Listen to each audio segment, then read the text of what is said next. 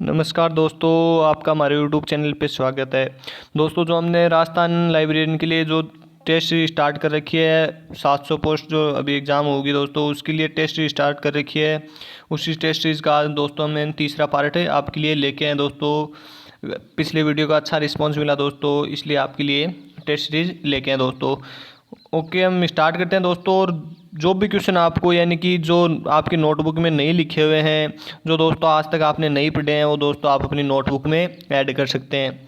Okay दोस्तों, पहला ही question है फर्स्ट यूनिट से, यानी कि हम दोस्तों 500 यूनिट की यूनिट वाइज बात करेंगे और इसके साथ साथ ही 500 यूनिट के आपके एक साथ क्लियर हो जाएंगे दोस्तों क्वेश्चन। तो पहले यूनिट के 10 क्वेश्चन की बात करते हैं। तो दोस्तों पहला क्वेश्चन है पहली यूनिट का, विश्व में पुस्तकालय विज्ञान की प्रथम पत्रिका कौन सी थी। यानी कि विश्व में जो दोस्तों पुस्तकालय विज्ञान की प्रथम पत्रिका कौन सी थी, यानी कि पूरे विश्व में कौन सी थी, तो लाइब्रेरी जर्नल थी दोस्तों, जो 1876 में प्रकाशित हुई थी। मेलविन डेवी के प्रयासों से प्रकाशित हुई थी दोस्तों अगले क्वेश्चन की बात करते हैं। तो अगला क्वेश्चन है कि पुस्तकालय विज्ञान के क्षेत्र में पायोनियर की उपाधि किसे प्राप्त थी। यानी कि पुस्तकालय विज्ञान के क्षेत्र में पायोनियर की उपाधि किसे प्राप्त थी, तो किसे थी, W.A. बोर्डन को, जो भारत आया था कब, 1910 में। और किसका शिष्य था दोस्तों, मेलविन डेवी का। अगले क्वेश्चन की हम बात करते हैं। तो अगला क्वेश्चन है दोस्तों, ट्रिपल आर्लब का प्रथम अध्यक्ष कौन था। यानी कि ट्रिपल आर्लब का प्रथम अध्यक्ष कौन था, तो डिप्पी बरुआ था दोस्तों। और यही क्या करता है दोस्तों, यानी कि राष्ट्रीय पुस्तकालय नीति का प्रारूप तैयार करता है, 1986 में लागू होती है जो। इसका हम दोस्तों अगला क्वेश्चन है कि ALA का प्रथम सचिव कौन था। तो ALA का दोस्तों प्रथम अध्यक्ष कौन था, तो वो कौन था, M.O. थॉमस दोस्तों। और दोस्तों प्रथम सचिव कौन था, तो K.M. असदुल्ला था। और K.M. असदुल्ला का इस समय कहाँ पर थे, तो वो 1930 से लेकर 1945 तक दोस्तों क्या थे, इंपीरियल लाइब्रेरी ऑफ इंडिया के अध्यक्ष थे दोस्तों। उसी समय 1933 में ALA की स्थापना हुई थी। अगले क्वेश्चन की बात करते हैं दोस्तों। तो अगला क्वेश्चन है कि राष्ट्रीय पुस्तकालय आम जनता के लिए कब खोल दिया गया था। इंपॉर्टेंट क्वेश्चन है दोस्तों, बहुत बार एग्जाम में पूछा भी गया है कि जो राष्ट्रीय पुस्तकालय है वो जनता के लिए कब खोल दिया गया था, तो वो 30 जनवरी 1953 में खोल दिया गया था।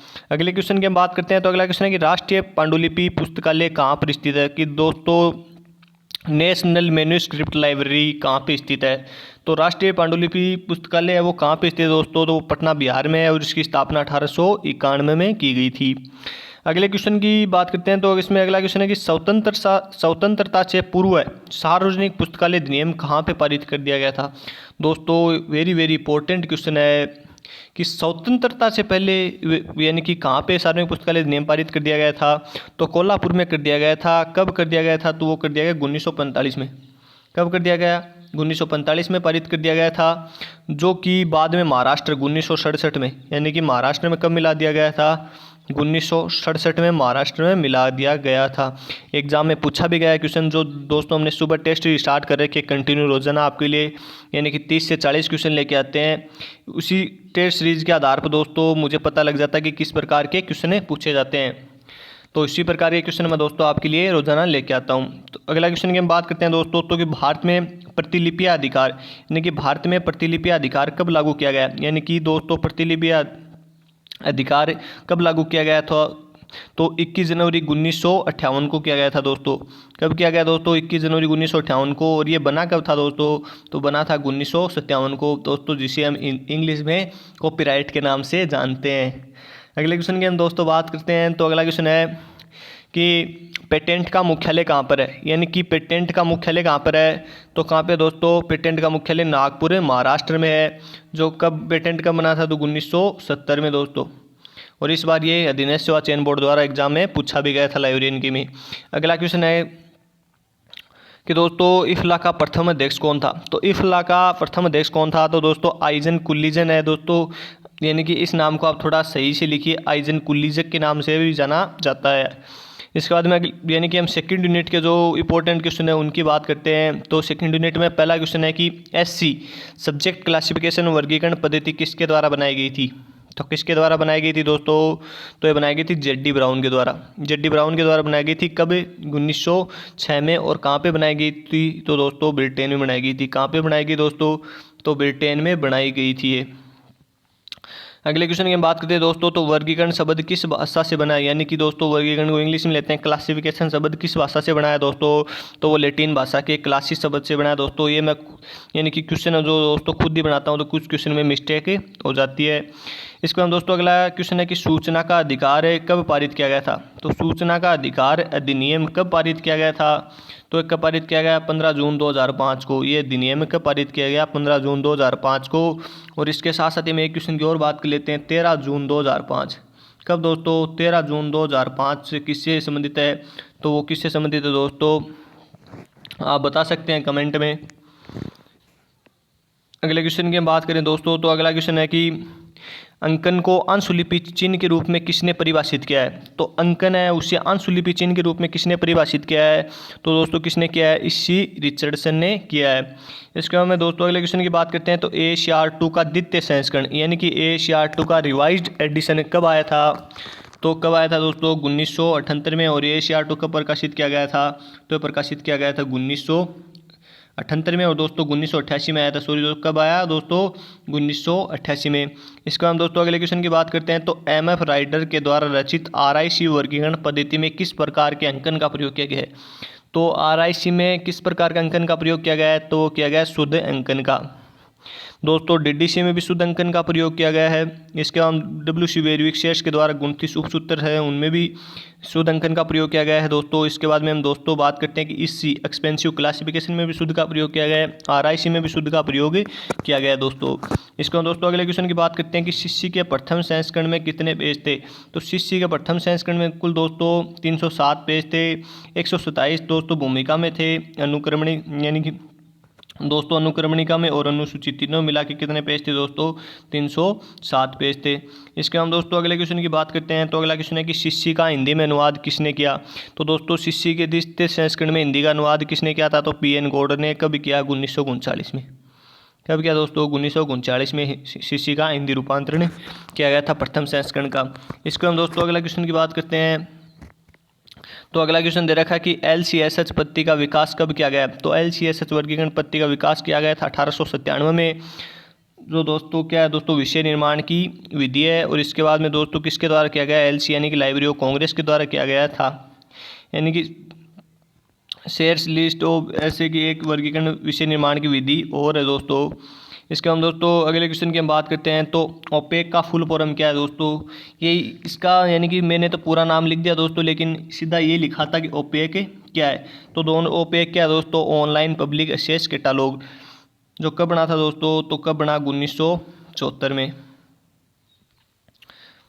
अगले क्वेश्चन की बात करते हैं दोस्तों, तो अगला क्वेश्चन है कि अपूपा में किस शब्द का प्रतिनिधित्व करता है, यानी कि अपूपा में किस शब्द का सबसे ज़्यादा प्रतिनिधित्व होता है, तो दोस्तों अम्ब्रेल रिंगिंग का प्रयोग सबसे ज़्यादा होता है दोस्तों, यानी कि जो दोस्तों अम्ब्रेल रिंगिंगन है उसका प्रयोग सबसे ज़्यादा किया जाता है दोस्तों। अगले क्वेश्चन की हम बात करते हैं कि PPBS बजटिंग पद्धति का विकास किस वर्ष किया गया है, तो दोस्तों इसका विकास किस वर्ष किया गया था, 1981 में। और US DOD के द्वारा किया गया था अमेरिका में। इसके बाद दोस्तों प्रिंसिपल ऑफ साइंटिफिक मैनेजमेंट नामक पुस्तक किसकी है, तो दोस्तों ये FW टेलर की है, जो 1911 में लिखी गई थी। किसके दोस्तों, FW टेलर की है, जो 1911 में लिखी गई थी। अगले क्वेश्चन की बात करें दोस्तों, तो शॉर्ट जो प्रबंधन का सिद्धांत है वो किसने दिया था, तो वो दिया था एल्बर्ट S हम्फ्रे के द्वारा दिया गया था। इसके बाद दोस्तों अगले क्वेश्चन की बात करते हैं, तो POSD में O किसका प्रदर्शित करता है या किसका प्रतिनिधित्व करता है, तो वो किसका करता है दोस्तों, ऑर्गेनाइजेशन यानी कि संगठन का प्रतिनिधित्व करता है दोस्तों। इसे हम दोस्तों बात करते हैं, तो P प्लेइंग का करता है, O ऑर्गेनाइजेशन का, S स्टाफिंग का, D डायरेक्शन का, C कोऑर्डिनेशन का, R रिपोर्टिंग का और B बजटिंग का। इस प्रकार सभी प्रतिनिधित्व करते हैं दोस्तों। स्क्रीन छोटी है, नहीं लिख नहीं सकते दोस्तों, इसका हम आगे यानी कि ये वीडियो बना रखा है दोस्तों, यूट्यूब पे आप जाके देख सकते हैं प्लेलिस्ट में, यानी कि प्रबंधन के सिद्धांत और एलिमेंट्स ऑफ मैनेजमेंट दोनों का एक छोटा सा वीडियो बनाया हुआ दोस्तों। इसके बाद दोस्तों अगले क्वेश्चन की हम बात करते हैं, तो अगला क्वेश्चन है कि CPM क्या है, तो CPM दोस्तों CPM और पार्थ यानी कि प्रोजेक्ट प्रबंधन तकनीक है दोस्तों ये। और जो दोस्तों PERT भी सुना होगा आपने, क्या सुना दोस्तों, PERT भी सुना है, वो भी क्या दोस्तों है कि प्रबंधन की यानी कि प्रोजेक्ट प्रबंधन की तकनीक है। और दोस्तों इसका फुल फॉर्म क्या हो जाएगी, क्रिटिकल पाथ मेथड। और इसको बनाया कब गया था, तो 1950 में बनाया गया था। जो किसने बनाया था, केली और वॉकर नाम के दो व्यक्ति थे। केली और वोकर नाम के दो व्यक्ति थे। ड्यू पॉइंट कंपनी में इस यानी कि प्रबंधन की तकनीक का विकास किया गया था। अगले क्वेश्चन की हम बात करते हैं दोस्तों, थर्ड यूनिट में अगला क्वेश्चन है कि क्रियात्मक सिद्धांत किससे संबंधित है। तो क्रियात्मक सिद्धांत किससे संबंधित है दोस्तों, तो F.W. टेलर का है दोस्तों क्रियात्मक सिद्धांत। इसके बाद हम अगले क्वेश्चन की बात करते हैं दोस्तों, पुस्तकालय में पुस्तकों को खरीदने का कार्य किस विभाग का है। इंपॉर्टेंट क्वेश्चन है दोस्तों, इस बार राजस्थान कर्मचारी चयन बोर्ड द्वारा आयोजित एग्जाम में पूछा भी गया था, जहाँ पे दोस्तों अर्जन नाम दे दिया गया था। क्या नाम दे दिया गया, अर्जन। तो बहुत सारे स्टूडेंट कंफ्यूज हो गए थे। तो इसी दोस्तों एक्विजिशन सेक्शन के नाम से भी जानते हैं। तो कौन सा हो जाएगा दोस्तों, अधिग्रहण विभाग हो जाएगा। इसका हम दोस्तों, यदि दोस्तों आपको किसी भी क्वेश्चन में कोई क्यूरी हो तो दोस्तों आप यानी कि मेरे पर्सनल नंबर 95 दोस्तों दूसरी यानी कि 9079028319 दोस्तों, ये मेरे पर्सनल नंबर है। आप इन पे यानी कि मैसेज कर सकते हैं। किसी भी प्रकार की कोई क्वेश्चन में क्यूरी हो या आपको किसी भी प्रकार का कोई डाउट हो तो आप यानी कि मेरे को पर्सनल मैसेज कर सकते हैं। इसको हम दोस्तों अगला क्वेश्चन है कि मांग का सिद्धांत। तो मांग का सिद्धांत कब और किसने दिया था, यानी कि मांग का सिद्धांत 1925 में दिया गया था दोस्तों मैकॉल्विन के द्वारा। किसके द्वारा दिया गया था, मैकॉल्विन के द्वारा दिया गया था दोस्तों। और जो 4 पुस्तकों के सिद्धांत है दोस्तों थर्ड यूनिट में, और 4 ही दोस्तों पत्रिका प्रबंधन और पुस्तकों के आदान प्रदान की विधियाँ, उनसे दोस्तों 100% क्वेश्चन आता है। इसका दोस्तों अगले क्वेश्चन की हम बात करते हैं, फोर्थ यूनिट में स्टार्ट करेंगे। तो फोर्थ यूनिट में पहले हम परिभाषा की बात करते हैं। तो एक पुस्तकालय में संदर्भ सेवा वही कार्य करती है जो कि एक खोज में गुप्तचर या बुद्धिमत्ता करती है। ये किसकी परिभाषा है, तो किसकी परिभाषा है दोस्तों, इंपॉर्टेंट परिभाषा है लुईस शोर्स की। संदर्भ सेवा के लिए इंपॉर्टेंट परिभाषा दी गई थी। अगला क्वेश्चन है दोस्तों, reference service and it's tools किसकी पुस्तक है। तो ये दोस्तों रेफरेंस सर्विस से 1 या 2 पुस्तक तो बोर्ड पूछेगा ही पूछेगा, क्योंकि दोस्तों फोर्थ यूनिट है वो छोटी यूनिट है। तो उससे यानी कि 1-2 पुस्तकें जो दोस्तों डॉक्टर एस रंगनाथन की 3 पुस्तकें हैं, इसके साथ साथ ही दोस्तों 1-2 यानी कि रेफरेंस सर्विस पे बुक लिखी गई हैं, तो वो हमको याद रखनी है। तो मैं हर यानी कि जो रोजाना दोस्तों आपके लिए टेस्ट सीरीज लेके आता हूँ उसमें एक पुस्तक रोजाना लेके आता हूँ। तो किसके दोस्तों, A.K. मुखर्जी की। इसके बाद में दोस्तों तुलामिति लिब्रामेट्रिक्स की अवधारणा किसने दी थी, तो किसने दी थी, डॉक्टर S.R. रंगनाथन ने। इसके बाद में अगले क्वेश्चन की बात करते हैं। तो INB कैसा स्रोत है, INB और यहाँ पे एक दोस्तों BNB भी लगा लीजिए आप। क्या, BNB। आई और BNB किस प्रकार के कैसे स्रोत हैं, तो कैसे हैं, द्वितीय के स्रोत हैं। इसके बाद में अगले क्वेश्चन की हम बात करते हैं फोर्थ यूनिट में ही।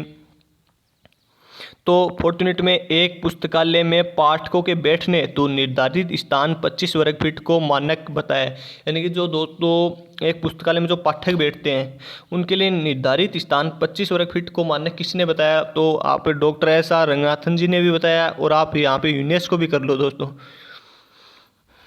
यूनेस्को ने भी क्या दोस्तों मानक बताया, दोनों ने बताया। और 27 वर्ग फीट किसने बताया, तो बताया था दोस्तों सर्वपल्ली राधाकृष्ण आयोग और इसके साथ साथ UGC ने, दोनों ने बताया था।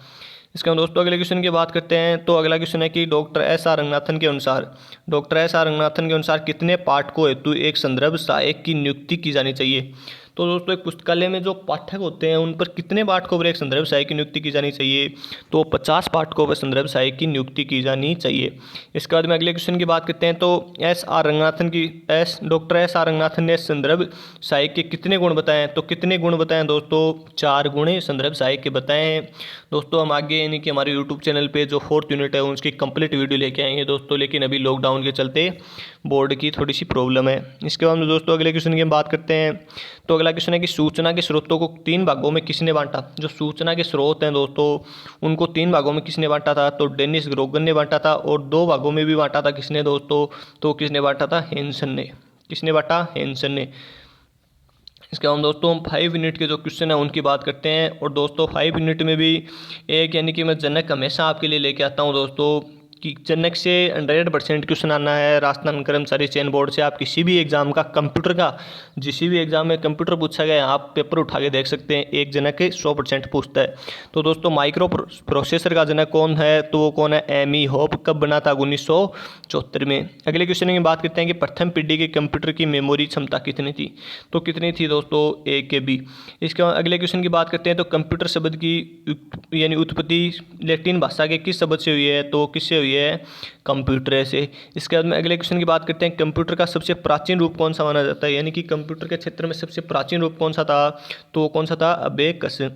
इसके बाद में अगले क्वेश्चन की बात करते हैं दोस्तों, तो अगला क्वेश्चन दे रखा है कि सीपीयू के कितने भाग होते हैं, तो सीपीयू के कितने भाग होते हैं, 3 भाग होते हैं दोस्तों। इसके बाद में अगली बात करते हैं, तो अगला है कि प्लानर किसका कार्यक्रम है, तो प्लानर दोस्तों इंपॉर्टेंट है, बहुत बार एग्जाम में पूछा गया है, इसलिए मैंने यहाँ पे 5 मिनट में ऐड कर दिया कि प्लानर किसका एक कार्यक्रम है, तो किसका कार्यक्रम है, इनफिल्मनेट का, और हमारे राजस्थान कर्मचारी चयन बोर्ड के द्वारा इनफिल्मनेट से एक क्वेश्चन पक्का आएगा, एक क्वेश्चन पक्का आएगा इनफिल्मनेट से। आप इनफिल्मनेट के जितने भी कार्यक्रम है 6-7 इनफिल्मनेट को किसने बनाया, यूजीसी ने कब बनाया, 1991 में, जो भी आपको सूचना मिलती है इनफिल्मनेट से आप रट लीजिए दोस्तों।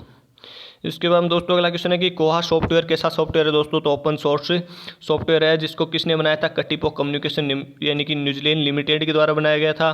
कब बनाया गया था, 2000 में, सन 2000 में बनाया गया था। इसके बाद दोस्तों आज ये क्वेश्चन ने विष्णु जी ने एक क्वेश्चन पूछा था दोस्तों मेरे से कि ऑटोमेशन शब्द कब और किसने दिया था, तो ऑटोमेशन शब्द कब और किसने दिया था, तो 1936 में DS आर्डर ने दिया था। इसका हम दोस्तों अगले क्वेश्चन की बात करते हैं, तो इंटरनेट का जनक कौन है, तो इंटरनेट का जनक कौन है दोस्तों, विनेट करफ इंटरनेट का जनक है। इसके बाद में अगले क्वेश्चन की बात करते हैं, तो कैलिबर किसका कार्यक्रम है, तो कैलिबर किसका कार्यक्रम है, ये भी दोस्तों इनफिल्मनेट का कार्यक्रम है। इसके हम दोस्तों अगले क्वेश्चन की 2 क्वेश्चन है जो आपके लिए रोजाना लेके आता हूँ मैं, यानी कि ATM कैसी युक्ति है। ATM दोस्तों आपको बताना है कि आउटपुट है या इनपुट है। और इसके हम दोस्तों दृष्टिबाधितों का राष्ट्रीय पुस्तकालय, यानी कि जो दृष्टिबाधितों का राष्ट्रीय पुस्तकालय वो कहाँ पे स्थित है और उसको राष्ट्रीय पुस्तकालय का दर्जा कब दिया गया है, दोनों क्वेश्चन आपको दोस्तों कमेंट में देने हैं। और इसके साथ साथ दोस्तों जो भी आपको यानी कि वीडियो अच्छा लगे तो अपने दोस्तों को शेयर कीजिए, लाइक कीजिए, और इसके साथ साथ कमेंट कीजिए दोस्तों, बताइए कि आपको वीडियो कैसा लग रहा है। और ऐसी टेस्ट सीरीज हम रोज़ाना दोस्तों आपके लिए लेके आते हैं। ओके, धन्यवाद।